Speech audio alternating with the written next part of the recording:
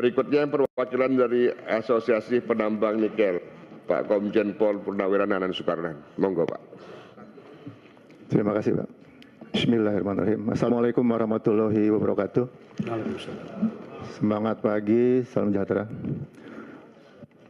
Pimpinan rapat dan sekalian, tadi ada dua hal, Pak, dari Pak Taufik. Kehati-hatian waktu menjadi catatan kita bersama. Yang kedua, soal teknis sudah dibahas beliau tadi, Pak. Teknis pertambangan sudah beliau sampaikan betulnya. Namun demikian, izinkan kami nanti mungkin memanfaatkan waktu yang tidak dihabiskan oleh NU dan Muhammadiyah untuk bisa lebih detail menyampaikan dari sisi teknis pertambangan. Bahkan itu izinkan kami untuk bisa nanti menyampaikan sebelum komentar, menyampaikan tentang situasi nikel dulu, Pak, supaya ada gambaran nikel sekarang seperti apa secara sekilas saja. Tertulis sudah kami sampaikan kepada staf. Nah, sebelum lanjut, mungkin Pak Bu Sekjen persiapan. Kami melihat bahwa revisi ini sangat erat kaitan dengan PP 25, Perpres 70 dan 76 tentunya. Waktu itu kan bagi-bagi, bagi-bagi tambang IUP kepada ormas. Pertanyaannya, apakah sampai saat ini sudah dikaji pelaksanaan PP itu, bagaimana ormas-ormas itu melaksanakan jatahnya itu, Pak? Mungkin bahasa saya kurang pas begitu. Maksud kami adalah mungkin sebelum ini diterapkan di undang-undang ini, mohon berkenan kiranya bisa dikaji dulu, Pak, pelaksanaan PP yang kemarin yaitu 70-76 itu, bagaimana ormas yang sudah mendapatkan jatah IUP itu melaksanakan bagiannya itu. Nah, mungkin itu bisa menjadi masukan nanti buat kita sekalian, apakah ormas itu yang tidak mungkin bukan kapasitasnya, bukan kapabilitasnya, dan tidak cukup finance-nya itu mampu melaksanakan penambangan itu. Itu mungkin menjadi bagian yang sangat penting buat kita, Pak, sebetulnya. Kalau sudah dikaji itu, nah mari diterapkan. Ternyata bagus, berhasil. Nah sekarang mungkin ke depannya apakah bisa cocok juga untuk universitas dan yang lain. Ini penting buat kita. Makanya itu mungkin kami mohon nanti diizinkan sekjen kami menyampaikan gambaran sedikit tentang nikel sekarang ini, Pak, sehingga menjadi gambaran umum sebelum kami memberikan komentar. Mohon diizinkan, Bapak. Silakan, Bu Sekjen. Silakan, Bu. Terima kasih. Selanjutnya kepada APNI. Terima kasih, pimpinan. Yang pertama mungkin saya ingin mendeklar, Pak, tadi karena ada singgungan-singgungan, saya menyatakan bahwa saya tidak punya tambang, Pak. Jadi tidak ada kepentingan apapun untuk saya pribadi, Pak, saya tidak punya tambang. Yang kedua, asosiasi ini tidak profit, Pak. APNI ini tidak profit. Tidak boleh APNI ada keuntungan apapun. Tapi kami mengelola anggota yang ada. Yang ketiga, dari 300 lebih penambang itu, yang di bawah APNI hanya 80 kurang lebih, Pak. Jadi lebih banyak yang tidak di bawah APNI. Itu gambaran. Yang berikut adalah bahwa justru antara penambang dan smelter itu berbeda, Pak. Kami APNI ini di hulu, Pak, di penambang. Smelter itu di Fini namanya. Nah, untuk gambaran bahwa tadi ada sekian smelter itu, mudah-mudahan tidak salah, bahwa tidak satu pun milik pribumi. Smelter itu tidak satu pun milik bumi. Mungkin ada yang doin lah, tapi semuanya PMA di lapangan. Jadi bisa dibayangkan tuh nanti siapa yang mau ke smelter kan, pribumi. Karena biaya yang besar itu. Itu, Pak. Yang berikut tentunya kami bukan setuju tidak setuju, Pak. Kami akan sangat setuju, Pak. Ini lagi bicara lagi.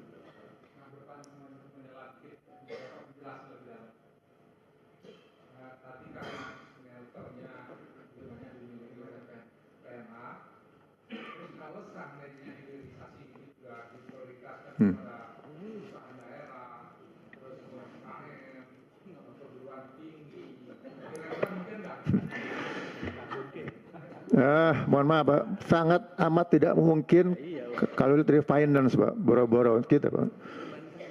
Perbankannya nggak ada mau, Pak. Cuma duit dari PMA. Ini gambaran nyata di lapangan gitu, Pak. Jadi bisa dibayangkan bagaimana nanti kita akan menjadi pemilik smelter. Waduh, itu gambaran, Pak. Bisa salah saya, Pak, mohon dicek di lapangan. Jadi kami bukan setuju tidak setuju, Pak. Kami akan sangat setuju, Pak, apabila undang-undang, PP, permen dan sebagainya itu justru untuk memperbaiki tata kelola, Pak. Terus terang selama ini justru itulah yang membuat kami para penambang ini kesulitan, Pak. Undang-undangnya ada, PP-nya ada, tapi semuanya ya pelanggaran semua lah gitu, Pak. Sehingga membingungkan quote-unquote pelaksanaan di lapangan. Jadi kalau saya setuju banget, Pak, kalau ini revisi tapi untuk ke arah tata kelola. Ke values yang saya bilang tadi itu, bukan ke value, bukan rebutan fulus, tapi ke values. Tapi selama undang-undangnya bagus apapun, kalau di lapangannya itu ya kembali ke fulus, ya, bukan ke values, maka tetap bermasalah. Karena itu menurut saya sangat perlu amat komitmen, Pak. Apakah legislatif, eksekutif, yudikatif, juga apalagi di keagamaan, untuk kita kembali ke values, Pak. Mungkin itu menjadi klausul di kenapa sih alasan perubahannya apa? Perubahan apa sih alasan ralatnya apa? Apalagi ini kan dadakan-dadakan, Pak. Apa alasan kok mesti direvisi? Itu mungkin yang mesti disampaikan ke masyarakat, Pak. Untuk masyarakat, silakan sampaikan. APNI akan setuju, Pak. Toh nanti pengusaha tambang pasti jadi anggota APNI atau bukan kan, Pak? Nggak ada masalah kalau buat kami sebetulnya. Maukah itu universitas, keagamaan, begitu dia penambang, kan dia lapor ke asosiasi atau dia tersendiri kan nggak ada masalah buat APNI-nya, Pak, nggak ada masalah, Pak. Tapi asal komit, Pak. Tadi kan saya bilangkan bahwa kami ini komit negara adidaya, masyarakat sejahtera, baru pengusaha boleh bahagia, boleh cuan lah gitu, Pak. Nah ini mungkin yang menurut saya mesti disamakan, Pak, visi kita bersama. Semua level pun begitu. Ayo untuk negara dulu, untuk masyarakat dulu, baru untuk pengusahanya. Jangan dibulak-balik gitu, Pak. Itu yang pertama, Pak. Yang kedua tadi, yang tanya sudah hilang semua nih, Pak. Tentang data, kemudian hal-hal lain akan kami sampaikan tertulis, Pak. Tadi Pak Suding sudah nggak ada, Pak Beni nggak ada juga, nih, Pak. Yang minta data itu, kami sampaikan tertulis.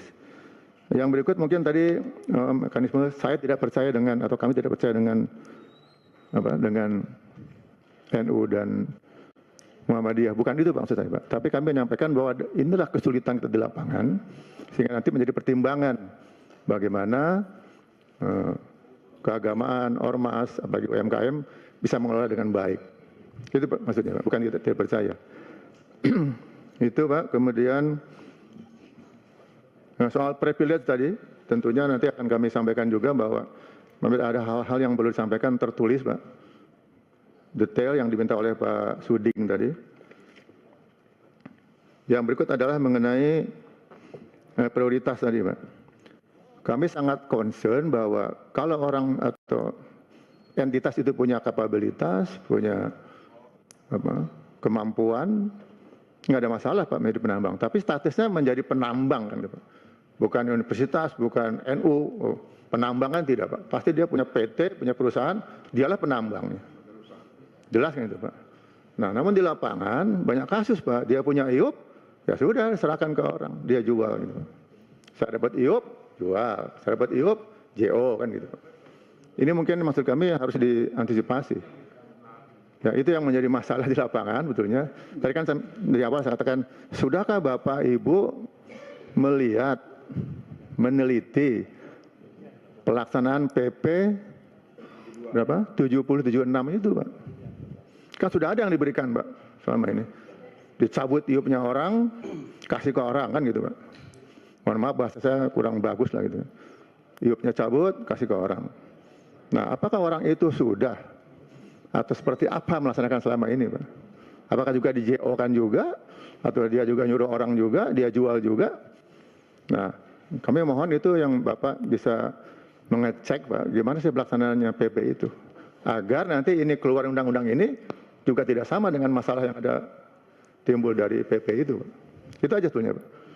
Terima kasih, Pak. Lengkap akan ditulis nanti oleh Sekjen.